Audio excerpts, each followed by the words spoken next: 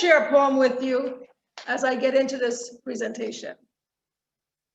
From the coast of West Africa to the shores of St. Thomas, an enslaved young Wilhelm was brought. By the Danish masters of the Atlantic slave trade, his labor and know-how were sought. So for the next 20 years, with medicine as his trade, he toiled in the Caribbean sun, till by the sweat of his brow and the work of his hands, he finally bought from the king his freedom. Now from the shores of St. Thomas to ports far and wide, his descendants have traveled and prospered. They've been teachers and dancers, administrators and nurses. There are soldiers and activists, woodworkers and musicians. There are government officials and entrepreneurs among them, these descendants of the long gone Wilhelm. They are part of life's landscape, whatever the variation. From this one man Wilhelm has come a virtual nation. All right, so I just want to get into my knowledge of the Esannason family early on. When I was a child growing up in St. Thomas, I attended the Frederick Lutheran Church. And one of the memories that I have is of a man, it was Frederick Esannason. He was very prominent in the community and very prominent in the church. And he would come to church on Sundays with his two daughters, Thera and Karen, and they would walk down the middle aisle and sit in pews on the left-hand side of the church. And that was really my first introduction to the Esannason name of the Esannason family.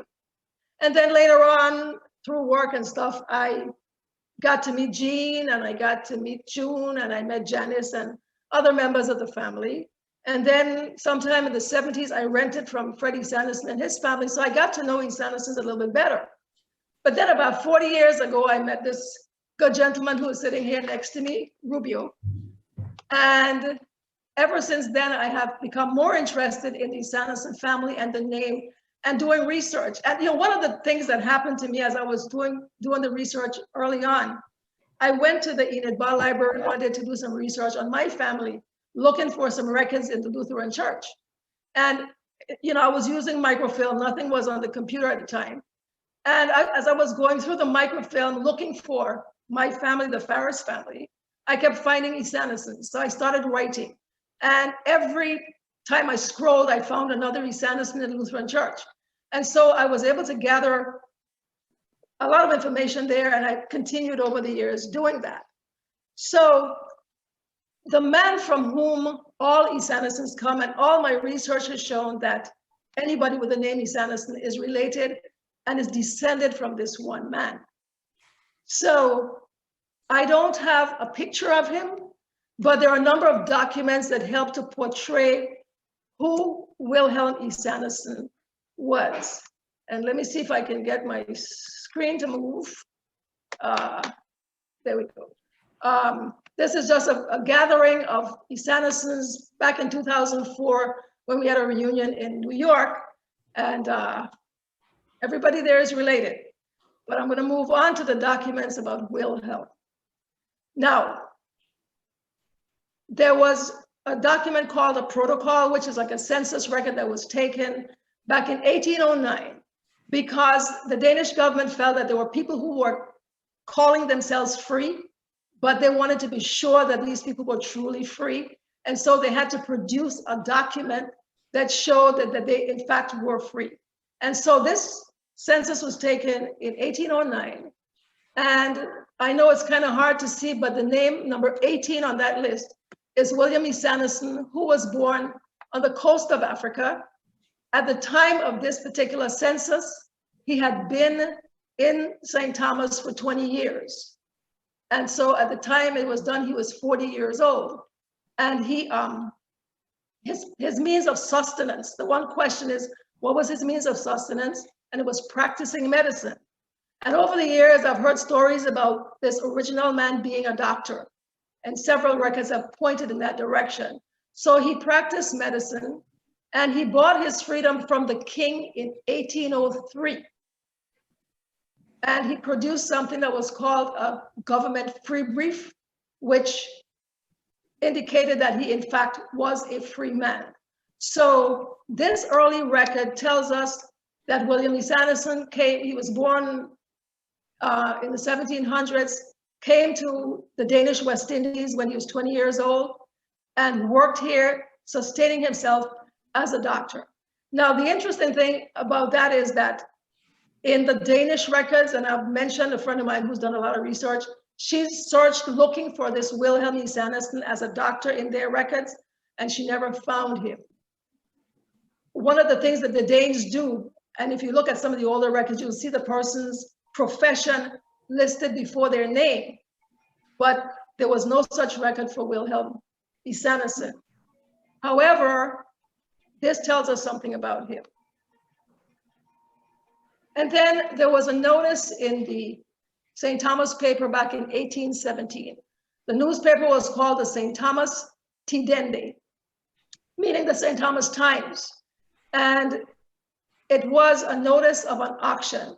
By the time this paper was published, Wilhelm Esannason had died.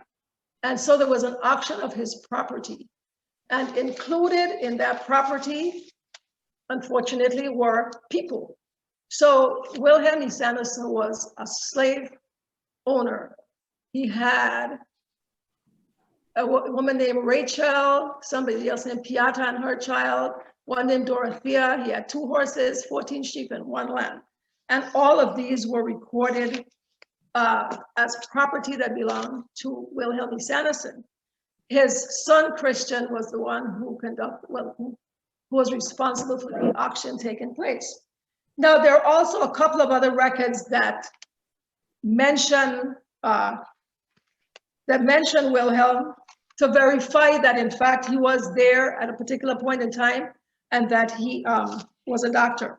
Some of you know the name of J. Antonio Jarvis, who was an educator, a historian, a poet, a musician. He was a Renaissance man of the Virgin Islands, and he wrote several books about the Virgin Islands. And the one book called The Brief History of the Virgin Islands has a section entitled Kaleidoscope of Men and Events.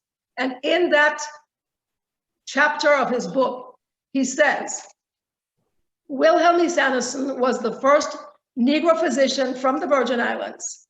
He was carried to Sweden over 100 years ago by white people who educated and named him.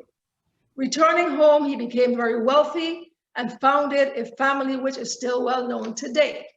So he mentions the fact that Wilhelm was a doctor, and that I'm not sure, I've been trying to do the chronology to see if this business about him being taken to Sweden works, but I haven't been able to verify that. But there's also another book, another published book that has a William that matches the one we're talking about. And it's a book called St. Thomas Crossroads, St. Thomas 1803, Crossroads of the Diaspora. And it's written, compiled really by David Knight and Laurette Prime. And many of you know David Knight. He's done a whole lot of research on the Virgin Islands. And in his book is the same 1803 census. He has a William who was born in Guinea, which is the coast of Africa. How did he get free? He bought himself. And he's residing in St. Thomas. And it says that he supported himself by being a doctor. So all of these documents help us to see, to verify, to have a portrait, if you will, of Wilhelm Esannason. Now, I know that you can't read what's on the screen. It's his will, and it's written in 1817. It's written in Danish, and it's very hard to see. But I will share with you what it says. That will that was dated September 13th, 1817, says that he was a free colored man. He was married twice. From his first marriage, his children, Christian and Anna Susanna, were born. And his second marriage was to Susanna Renardus, who was still alive at the time when his will was written. She is a free colored woman as well. It said that he was still alive at the time the will was drawn up, and that he owned the buildings on Diego Gata number 17 and 18. Now, those of you who know St. Thomas well, Diego Gata is the street that runs from the waterfront side going up to the Lionel Roberts Stadium. to the big field, as we call it.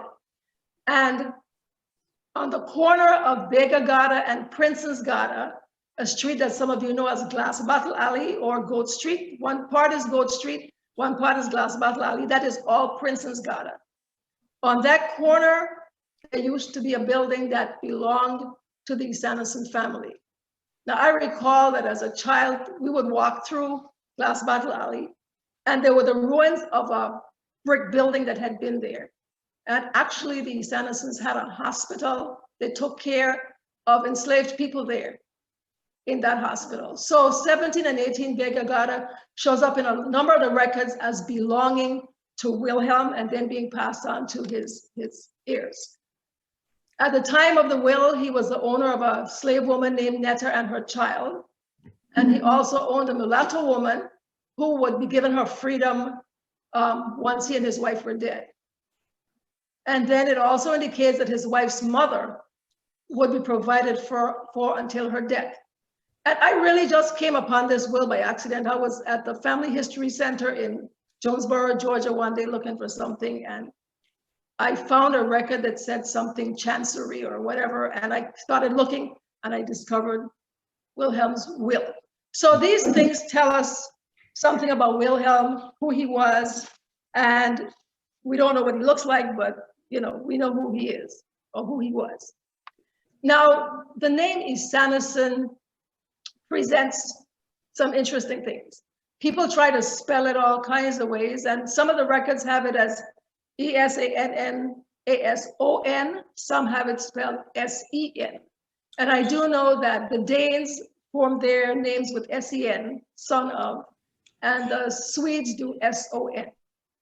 So people have asked me, what's the origin of the name? I've discussed it with family members. And like I said, we have not, most people tend to believe that people of African descent take on the name of the slave owner. But we have not in any research found a slave owner in the Danish West Indies whose name was Esannason.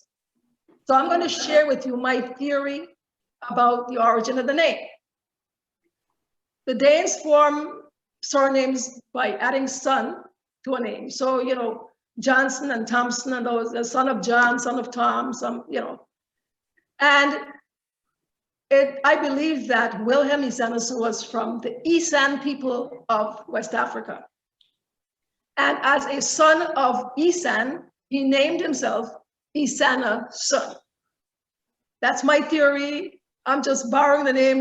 Some of you were born into the name and I came by it by marriage, but it's something we can discuss further. But to sort of support what I'm saying, I'm suggesting, we did the DNA for Rubio for both with African ancestry and the DNA from Ancestry.com.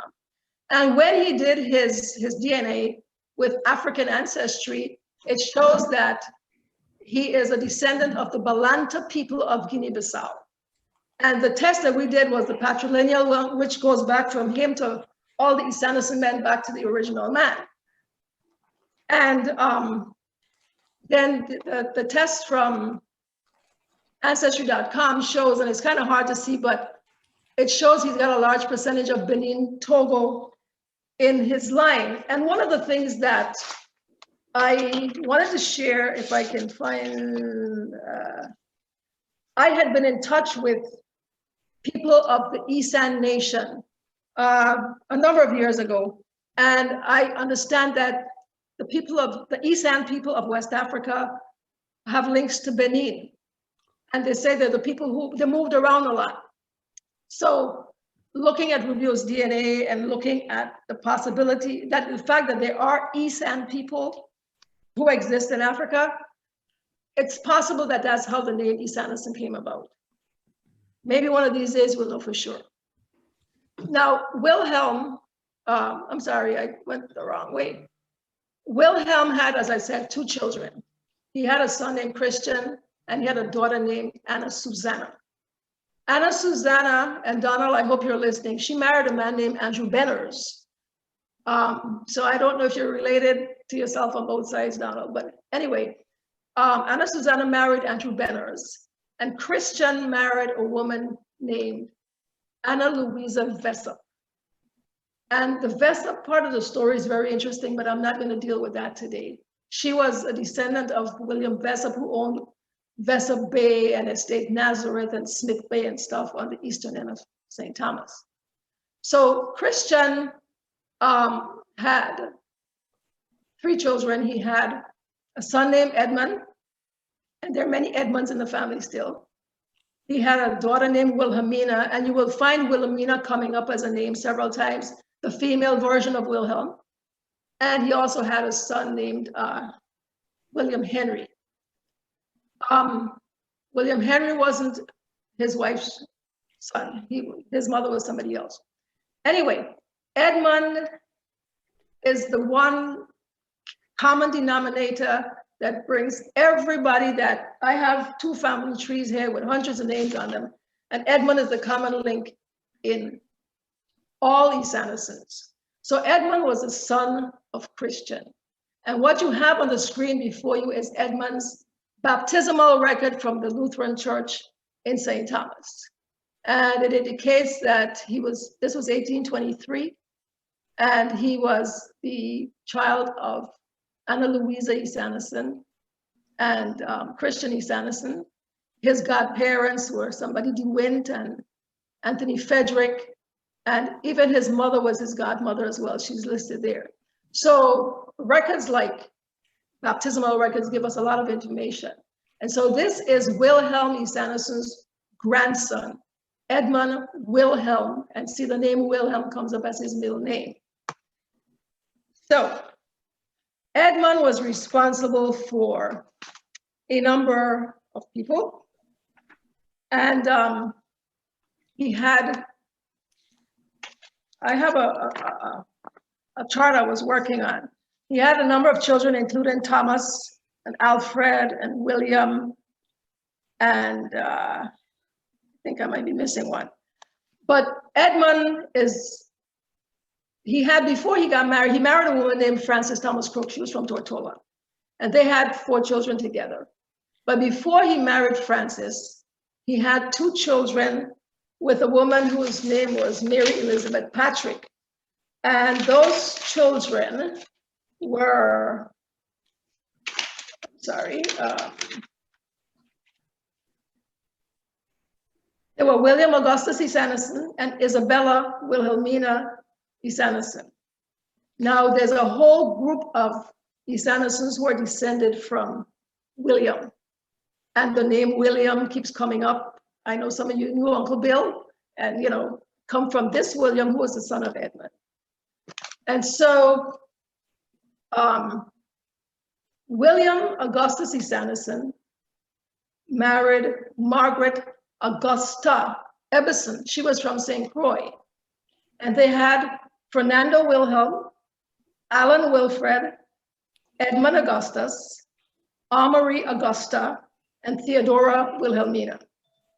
Now, Fernando is the man whose work was displayed in Fort Christian, and he is either the grandfather or the great-grandfather of many people who are on this call today. He's Theo's grandfather, he's Donald's Harold's grandfather. Tony, I think he's your great-grandfather. And as we go back, William Augustus Esannason is responsible for quite a lineage, because Fernando had a number of children. So did Theodora. She had at least one. So Edmund, like I said, had those 2 children with Mary Elizabeth Patrick. And then he married Frances Thomas Crook. And they had Alfred, Elzira, Thomas. There was one named Clara Matilda, and she died when she was a baby. So from these children of Edmund's, we have everybody who we know to be an Esannason today, or of Esannason lineage. And so to take you a little further, let me see. This is information about the property at Vega Gata, which I talked about earlier, Glass Battle Alley and so forth. And this just shows how it was passed on from William. At one point, his name was Esannas and his wife, Susanna, and it comes down the line. Eventually, unfortunately, if you go into property tax office and you look at records, you'll find that over the course of time, all the property that the Esannasons owned in the upstreet area of St. Thomas was sold because many of the Esannason men died young and left widows, and the widow, women could sustain themselves as seamstresses or whatever, but very often they needed money to be able to live, and so they would sell off a piece of property and sell off a piece of property, and eventually, I don't know that there is any, I don't believe there's any property left in that particular area that now belongs to the Esannasons. A side note, those people who are familiar with the Jarvis House on what we call Polyberg Hill, it's Jonaghan's Garden. There's a house that has been restored and it's called the Jarvis House because J. Antonio Jarvis lived there at one time. That property was once owned by Edmund Esannason and his wife, Frances Thomas Crook. So know that even though, the family doesn't own those things anymore, they were prominent in terms of home ownership. In fact, when I started looking at the property records and I looked at all the addresses, one day I took my mother, who's no longer with us now, but we went driving and I drove up and down Boat Street, Glass Battle Alley, around the field, checking the addresses. And in fact, the Esannasons had quite a holding of property from Polyberg Hill all the way over the hospital line. It was quite an estate, if you will. So I know that doesn't help anybody today who might need some money from, you can't go sell it because it's gone already. Anyhow, what I'm showing you here is the baptismal certificate of Thomas Esannason. Thomas was the son of Edmund and Frances. He was also Rubio's great-grandfather. And next to his baptismal certificate is a document that has a picture of an elderly lady and two children. That lady is Isabella Wilhelmina Redan Schmidt Esannason. She was married to Thomas Esannason. And there was a point in the Danish West Indies when, well, actually after the transfer of the islands, people traveling from the former Danish West Indies to Puerto Rico and to the United States had to have a travel document.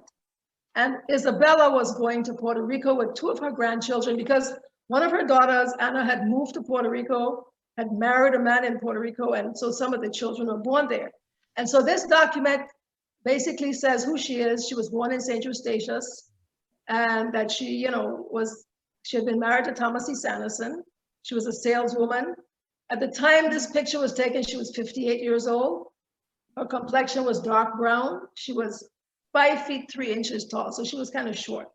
And the document basically says they see no reason why she and those children should not be allowed an identification card to travel. So although we don't know what Thomas looked like, we can see what his wife looked like and his great nieces who are also in the picture with her. So Thomas had several children, including George, who was Rubio's grandfather. And I'm going to try to go through some of the various descendants so we can see kind of, I did a little chart that I'm going to come back to that. I was trying to show how the line of how some people, how I didn't put everybody, but how some people actually come from Wilhelm. So if you look at that chart that I have on the screen, you have Wilhelm, Christian, and Edmund. I've taken you through them. And so this is not conclusive. It doesn't have everybody. But if you look from Edmund to Thomas, Thomas had George, George had Alfredo, and Alfredo had Rubio. So that's a straight line. And anybody who belongs to Rubio knows that they now you know where you fit into that picture. Edmund also had a son named Alfred. Alfred had a couple of daughters. One was Ida Hansina, and Ida had a son named Leo. He is the Leo Pena I asked you about earlier in the presentation. He also had a son named William. William had several children, including Fernando. Fernando had Frederick, Frederick had Thera. And so you see how that line goes. But Fernando also had William, And William had Harold, and Harold had some other Harolds, and Bernice and all the Jean and all those other Esannasons come from Harold. This old William here also had Theodora. Theodora had Alan, that's Alan Dennery, and Alan had 3 children, including Rosemary. She's supposed to be on, but I'm not sure if Rosie got on the call. So it's just to give you an idea of how everybody's linked. One of the people I forgot up here, Thomas also had a son named Edmund. And so Donald Benner, as you're descended from the Edmund who would be here. Edmund had Elsie, and Elsie had Donald.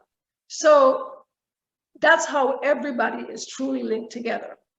I'm gonna go back to this other record here, because I mentioned this woman, Ida Hansina Esannason. She is the mother, she was the mother of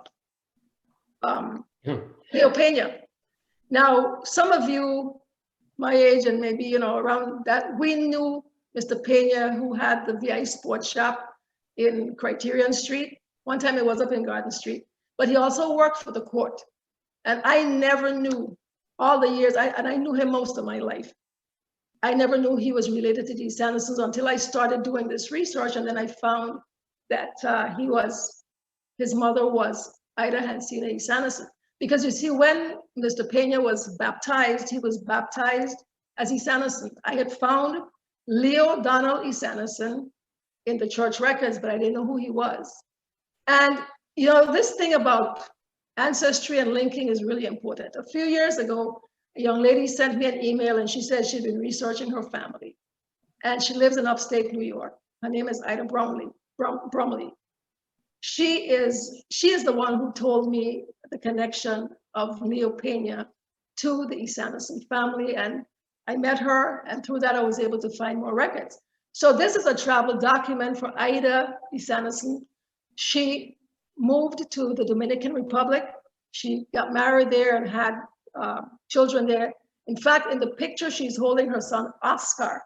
And the document indicates that it's okay for her to travel, she and this child. She is the daughter of Alfred Esannason.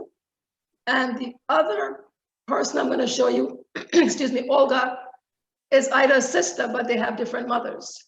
And this is Olga's baptismal record, but the picture comes from a travel document that I found with her. So we have a look at some Esannasons, not all of them. Turns out that Olga lived to be in her 80s. Her great-granddaughter sent me an email one time looking for information about the other side of her family. So we have a kind of a snapshot here of a number of Esannasons. And although I haven't linked every single person who is on this call today to Wilhelm, you're all connected. If you take my little chart and go from there, connect yourself to the people above you.